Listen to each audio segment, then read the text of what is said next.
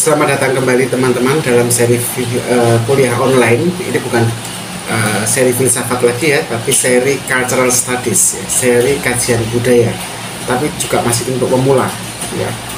Mohon maaf bila suaranya agak terganggu karena memang sedang hujan.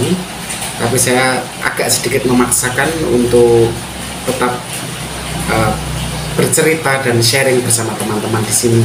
Semoga masih bisa kedengaran suara saya dengan baik. Nah teman-teman, hari ini kita akan membahas tentang rasisme dalam budaya. Teman-teman, kita sering berpikir bahwa rasisme itu hanya tentang kebencian terhadap kelompok tertentu. Betul. Masalahnya, rasisme lebih dalam daripada itu. Rasisme melekat di dalam sejarah, dan itu bisa tampak juga dari cara kita berkomunikasi. Bahkan rasisme juga tampak dalam film, dalam musik, dan dalam iklan yang tanpa sadar kita konsumsi sehari-hari. Tapi pertanyaannya, dari mana sebenarnya rasisme berasal? Bagaimana budaya membentuk rasisme itu? Dan apakah kita benar-benar bisa lepas dari pengaruh rasisme dalam kehidupan modern? Mari kita bahas. Sebelum kita masuk ke sejarah dan bagaimana rasisme muncul berkembang di media, kita pahami dulu apa itu rasisme. Rasisme adalah sistem kepercayaan sebenarnya. Sistem kepercayaan yang berujung pada tindakan yang mendiskriminasikan orang berdasarkan ras atau etnisitas mereka. Rasisme itu punya banyak bentuk. Ada rasisme individu, ada rasisme struktural, ada rasisme budaya. Kita bahas satu persatu. Rasisme individu. Rasisme individu itu bentuknya bisa dalam hinaan rasial atau langsung diskriminasi. Itu rasisme individu. Ada rasisme struktural. Biasanya muncul dalam kebijakan, dalam hukum atau sistem sosial yang menguntungkan satu kelompok ras tertentu dan meminggirkan atau merugikan kelompok lain. Yang ketiga adalah rasisme budaya. Nah, kalau rasisme budaya ini adalah tentang stereotip ya, kaitannya dengan stereotip prasangka mengenai ras tertentu yang diperkuat lewat budaya populer. Tadi ya, seperti film, musik, iklan, juga lewat pendidikan dan tentu saja media.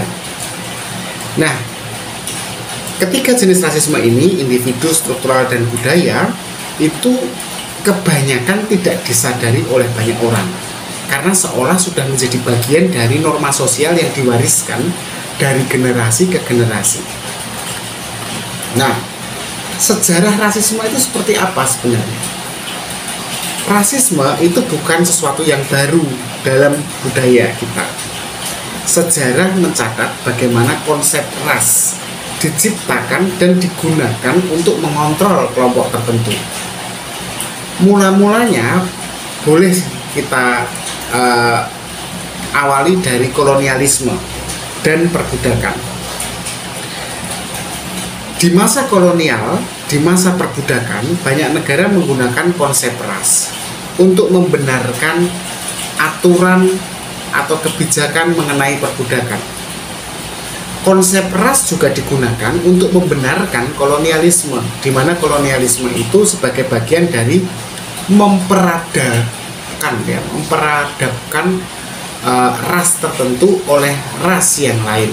Ras yang lain ini biasanya ras yang supremasinya kuat, dominan. Dalam hal ini adalah kulit putih. Orang dari kelompok ras tertentu memang terkadang dianggap lebih rendah. Kemudian mereka dipaksa untuk bekerja kasar sebagai pekerja paksa di bawah kepemimpinan orang yang dianggap lebih tinggi rasnya. Dan selama ratusan tahun, kalau teman-teman lihat dalam sejarahnya perdagangan budak di Atlantik itu sampai mengorbankan atau menjadikan budak jutaan orang Afrika. Jadi kalau kita bicara sejak kapan rasialisme muncul, kita bisa langsung mengacu ke masa atau periode kolonialisme dan perbudakan ratusan tahun yang lalu. Kemudian sejarah rasialisme juga tidak bisa dilepaskan dari abad ke-19 ketika muncul yang disebut sebagai teori rasial ilmiah, di mana banyak ilmuwan menggunakan teori tersebut, teori rasial, untuk mengklaim bahwa beberapa ras lebih superior daripada ras yang lain. Nah, model teori rasial inilah yang kemudian membenarkan adanya penjajahan dan diskriminasi. Indonesia sendiri, bangsa kita, pernah mengalami impact atau dampak dari teori rasial abad ke-19 itu. Kemudian dalam perkembangannya lagi muncul hukum pemisahan atau diskriminasi yang paling dikenal itu di Afrika Selatan ya, dengan politik apartheidnya, di mana di situ ada hukum yang membedakan antara kulit putih dan kulit hitam. Nggak hanya di Afrika Selatan, di Amerika Serikat juga pada masa-masa yang sebelum Perang Dunia ya, itu ada yang disebut sebagai hukum segregasi. Jadi rasialisme itu dilembagakan secara hukum. Bahkan sampai tahun 70-an pun hukum segregasi itu masih kuat di Amerika Serikat, sehingga ada banyak protes dari kelompok-kelompok masyarakat kulit berwarna, khususnya kulit hitam.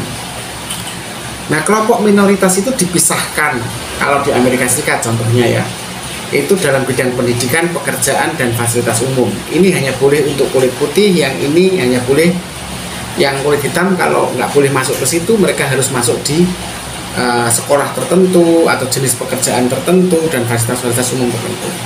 Nah, sejarah tadi itu membentuk cara pandang masyarakat tentang ras, dimulai dari masa kolonial, masa perbudakan, yang lebih lama lagi masa perbudakan ya, masuk ke teori rasial ilmiah sampai ke hukum pemisahan dan diskriminasi di Afrika Selatan dan Amerika Serikat.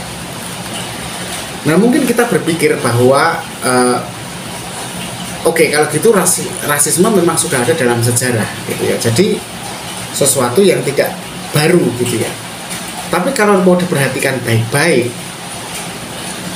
meskipun itu sudah lama, rasisme masih ada hari ini. Dan itu menyebar lewat budaya populer dan media modern. Misalnya, kita bisa melihat dalam film atau tayangan-tayangan televisi misalnya. Sejak era Hollywood klasik, ada beberapa penggambaran ras yang bias, di mana orang kulit hitam sering digambarkan sebagai seorang kriminal atau seorang pelayan. Orang Asia diperlihatkan sebagai yang pintar, cerdas, jenius, tapi kaku. Orang Timur Tengah dikaitkan dengan terorisme. Nah, penggambaran dalam film orang kulit hitam, orang Asia, orang Timur Tengah ini menciptakan narasi bahwa kelompok ras tertentu memiliki peran tertentu dalam masyarakat. Itu film dan televisi. Dalam bidang yang lain, misalnya dalam bidang industri kreatif saja, apakah teman-teman pernah memperhatikan bahwa mayoritas tokoh utama dalam film atau iklan itu adalah orang kulit putih, sementara kelompok ras lain hanya jadi karakter figuran atau sampingan? Itu bukan kebetulan. Itu bagian dari sistem rasisme budaya yang tidak disadari karena sudah berlangsung sekian lama. Pun dalam musik dan iklan, beberapa iklan masih menggunakan stereotip rasial ya dalam menjual produknya. Oke, yang produk ini memang khas dengan kulit hitam, produk ini khas untuk kulit putih, produk ini adalah mie misalnya. Mie itu produk yang khas dengan kelompok Chinese atau kelompok Asia. Oke. Dalam budaya pop sendiri misalnya, kita ngelihat dalam musik gitu misalnya, budaya pop dalam musik misalnya, itu juga terlihat sekali ya bagaimana pembedaan ras ini. Dimana kalau musik rock itu biasanya akan lekat dengan kulit putih, tapi hip hop itu dengan kulit hitam. Dan ini justru membuat kemudian kita sering kesulitan ketika kita harus menghibridkan musik, karena musik pun ada rasnya gitu. Nah, dalam dunia digital yang seolah-olah sudah objektif pun, kita masih juga bisa melihat bias rasial ya. Algoritma di media sosial misalnya itu lebih sering mempromosikan wajah dan suara yang dianggap lebih mainstream, sementara konten dari kelompok minoritas itu kurang mendapat exposure. Bahkan aplikasi pengenalan wajah itu sering gagal mengidentifikasi wajah orang dengan kulit yang lebih gelap dibandingkan orang dengan kulit yang terang.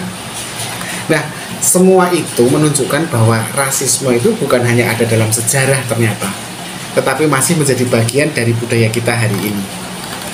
Nah, mungkin kita bertanya-tanya, apakah rasisme dalam budaya itu mungkin untuk kita singkirkan atau hapus selamanya dari sejarah peradaban manusia? Jawabannya begini, mungkin kita bisa membuat perubahan, tetapi kita tidak bisa menghapusnya, karena itu sudah terlalu mengakar dalam kebudayaan manusia, rasisme itu. Nah, makanya untuk membuat sebuah perubahan, pertanyaannya lalu harus bagaimana? Yang pertama, kita harus menyadari dan selalu harus kritis terhadap media yang kita konsumsi. Jangan langsung percaya pada penggambaran ras dalam film. Kalau dalam film itu ada orang Asia, oh ini orangnya berarti pinter. Kalau orang kulit hitam, oh ini berarti orangnya pasti kriminal. Kalau ada orang Timur Tengah, ini pasti orangnya teroris. Kita jangan langsung percaya. Pun dalam iklan dan berita, mulailah teman-teman bertanya, siapa yang diuntungkan dari cara penggambaran ini? Ras mana yang diuntungkan? Apakah ada stereotip atau prasangka yang diperkuat di sini? Itu cara pertama, sadari dan kritisi. Cara kedua, dukunglah representasi yang lebih beragam. Maksudnya penggambaran-penggambaran di media yang lebih beragam. Bukan hanya media, tapi juga film, tapi juga musik dan karya seni yang diproduksi atau merepresentasikan berbagai kelompok ras.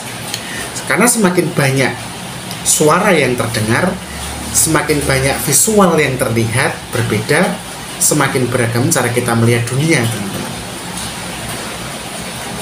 Oke, yang pertama sadari dan kritisi, kedua dukunglah yang representasi atau penggambaran yang lebih beragam. Yang ketiga lewat pendidikan dan diskusi. Jadi rasisme itu nggak bisa tiba-tiba hilang sendiri gitu dengan kesadaran tanpa adanya diskusi, tanpa adanya pendidikan. Kita perlu diskusi dan mengedukasi mulailah dari diri sendiri tentang isu rasisme ini. Kita harus belajar dari sejarah dan memahami bagaimana sistem budaya yang rasis itu bekerja. Karena hanya dengan begitu kita bisa sensitif terhadap segala hal yang sifatnya rasisme. Lalu yang cara terakhir adalah setelah kita menyadari dan mampu mengkritisi media, kita kemudian juga mendukung jenis-jenis penggambaran representasi yang beragam. Kita sering berdiskusi dan mendidik diri kita sendiri untuk tidak bersifat rasis. Yang keempat, ciptakanlah budaya yang lebih inklusif. Jadi contohnya begini, jika teman-teman bekerja di industri kreatif misalnya, di media atau sebagai guru di sekolah atau dosen, pikirkan, apakah saya sudah memberikan ruang bagi kelompok ras yang terpinggirkan? Atau apakah saya sudah menggambarkan ras secara lebih beragam? Atau Kritisi diri Anda sendiri. Apakah dalam pekerjaan saya tanpa sadar saya membangun stereotip tertentu? Dengan langkah-langkah seperti itu, kita kemudian bisa membuat budaya yang lebih adil dan inklusif bagi semua orang. Tanpa kita harus memikirkan tentang gerakan, aksi, massa atau demonstrasi. Itu efeknya cuma sebentar ya. Mungkin kebijakan saja berubah. Tapi kalau ini persoalan budaya, budaya itu perlu evolusi. Dan untuk berevolusi, maka pelan-pelan kita harus mengubahnya dari diri kita sendiri. Menguatkan cara berpikir kita agar lebih kritis dan tidak terlumat oleh segala hal yang bersifat rasisme. Nah, jadi rasisme itu di dalam budaya ya, bukan hanya sesuatu mengenai hal-hal yang terjadi di masa lalu tentang perbudakan, kolonialisme tadi ya. Tapi sampai hari ini masih ada dan kita harus waspada. Nah, kita harus bisa mengubahnya, gitu ya. Ya caranya tadi, kritislah, sadarilah, dan cobalah untuk lebih inklusif dengan meniadakan stereotip-stereotip yang ada dalam otak kita, dalam kepala kita. Terima kasih atas waktu teman-teman menonton video ini. Kita ketemu di video selanjutnya. Tetap berpikir kritis.